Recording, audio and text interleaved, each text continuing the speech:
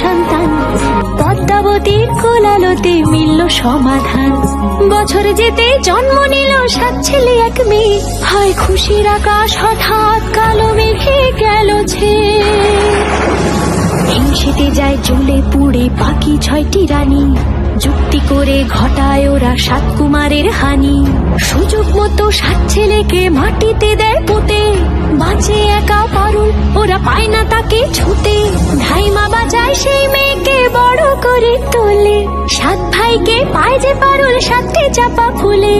এত কিছুর পরেও রাজার বিপদ যে কাটে না, সূর্য নগরে সুখের সূর্য আর ওঠে না। হিংসা বিবাদ বিচ্ছেদ আর প্রেমের কাহিনীতে পারুল বোন কি পারবে 7 ভাই চম্পাকে জাগাতে?